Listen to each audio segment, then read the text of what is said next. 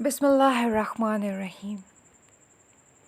علی ابن حرب کہتے ہیں، میں ضروریات زندگی خریدنے کے لیے اپنے وطن موصل سے سامرا جانے کے لیے نکلا۔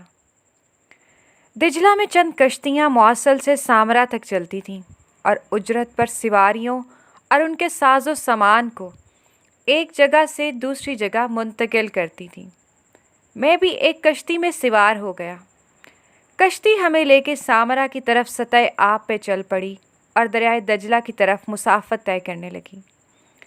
کشتی میں لدے سامان کے علاوہ ہم صرف 5 آدمیوں پر مشتمل جماعت تھے۔ دن بڑا پرلطف تھا اور بادل کا دور تک کوئی نشان نہیں تھا۔ فضا بالکل صاف ستھری اور انتہائی خوشگوار تھی۔ دریائے دجلہ بالکل پرسکون تھا۔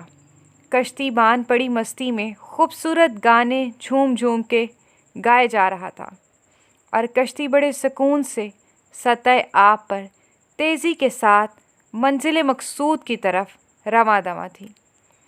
کشتی میں سوار اکثر لوگوں کو ہلکی ہلکی نیند آنے لگی، لیکن میں دجلہ کے دونوں جانب کے حسین و جمیل ساحل کے مناظر سے لطف اندوز ہو رہا تھا۔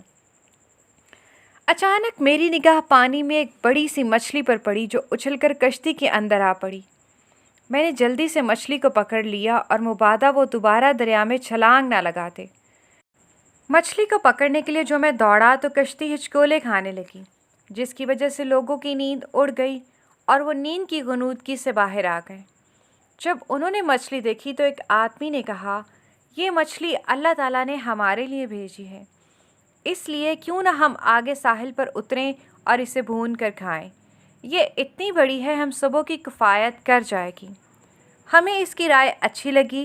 کشتی بان نے بھی اس سے موافقت کی اور کشتی کا رخ ساحل کی طرف موڑ دیا۔ ہم لوگ ساحل پر اترے اور گھنے درختوں کے جھنڈ میں داخل ہوئے تاکہ لکڑیاں اکٹھی کر کے مچھلی بھونیں۔ جو ہی ہم گھنے درختوں کے جھنڈ میں داخل ہوئے، ایک خوفناک منظر نے ہمارے رونگٹے کھڑے کر دیے۔ ایک مقتول زمین پر ڈھیر تھا۔ اس کے قریب ایک تیز دھار چاقو پڑا ہوا تھا۔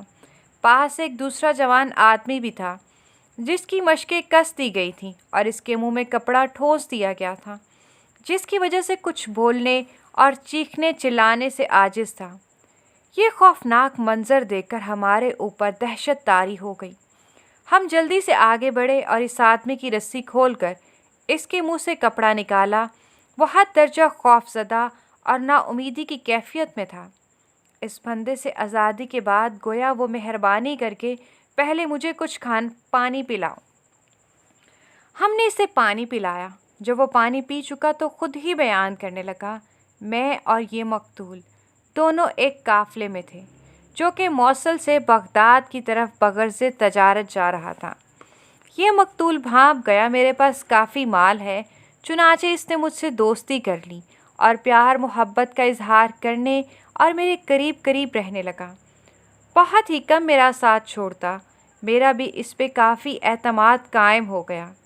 قافلہ منزل مقصود کی طرف رواں دواں تھا، لیکن تھوڑے آرام کی غرض سے اس ساحل پر قافلے نے پڑاؤ ڈالا۔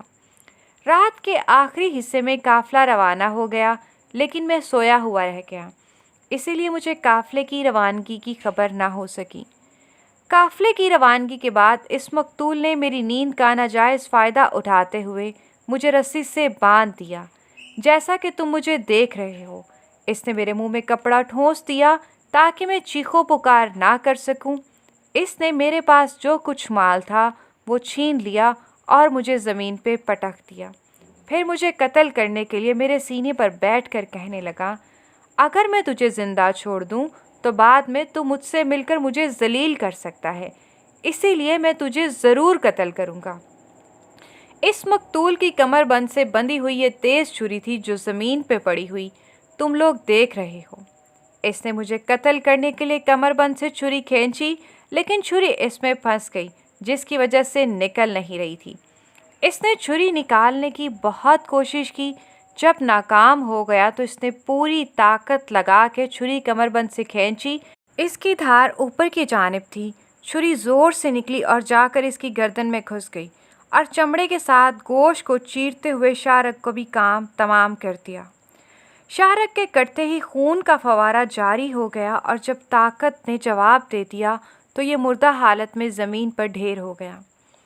یہ مجرم میری آنکھوں کے سامنے ہی اپنے کردار تک پہنچ گیا، لیکن اس کے باوجود مجھے اپنی موت کا یقین ہو چلا تھا، کیونکہ ہم جس جگہ ہیں بہت ہی کم لوگ یہاں سے گزرتے ہیں۔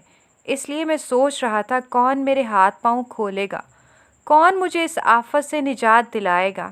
پھر میں نے اللہ تعالیٰ کو پکارنا شروع کیا۔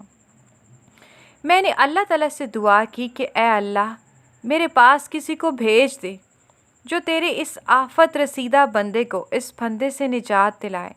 میں برابر یہی دعا کرتا رہا۔ میں مظلوم تھا اور مظلوم کی دعا اللہ تعالیٰ ضرور قبول فرماتا ہے، اور یہی وجہ ہے کہ اللہ تعالیٰ نے تم لوگوں کو میری طرف بھیجا ہے اور تم نے میری جان بچائی۔ ذرا تم لوگ مجھے بتلانا کہ آخر وہ کون سے محرکات ہیں جس کی وجہ سے تم لوگ اس بے آباد جگہ پر آنے پر مجبور ہوئے۔ قافلے والوں نے اسے بتلایا، تمہارے پاس آنے کی جو چیز محرک بنی وہ ایک مچھلی ہے جو ہماری کشتی میں سمندر سے اچھل کر آ پڑی تھی۔ ہم لوگ اس مچھلی کو ڈھونڈنے کے لیے اس جگہ آ پہنچے ہیں۔ مظلوم نے قافلے والوں کی گفتگو سن کر بڑا تعجب کیا اور کہنے لگا، یقیناً اللہ تعالیٰ نے اس مچھلی کو تمہاری کشتی میں بھیجا ہے تاکہ تم اس سنسان جگہ آ جاؤ اور مجھے اس آفت سے بچاؤ۔ میں زیادہ تھکا ہوا ہوں، اسی لیے میری آپ لوگوں سے گزارش ہے کہ برائے کرم مجھے کسی قریبی شہر میں لے چلو۔ مچھلی کو بھون کر کھانے کی بات قافلے والوں کے ذہن میں یکسر نکل ہی گئی تھی، اور پھر جب وہ لوگ مظلوم کو اس کے مال سمیت لے کر کشتی کے پاس واپس لائے تو دیکھا کہ مچھلی کشتی سے کود کر سمندر میں جا چکی ہے۔ قافلے والوں کو یقین ہو گیا کہ اللہ تعالیٰ نے اس مچھلی کو کشتی کے اندر اسی لیے بھیجا تھا تاکہ وہ اس مظلوم کی جان بچانے کا سبب بنے۔ اسی طرح جب اللہ تعالیٰ کچھ چاہتا ہے تو اس کے لیے اسباب مہیا کر دیتا ہے۔ بخاری و مسلم میں نبی کریم صلی اللہ علیہ وآلہ وسلم کا ارشاد ہے، مظلوم کی بد دعا سے بچو، کیونکہ مظلوم کی بد دعا اور اللہ تعالیٰ کے درمیان کوئی رکاوٹ نہیں ہوتی۔ امید ہے آج کی کہانی بھی آپ کو اچھی لگی ہوگی۔ شکریہ۔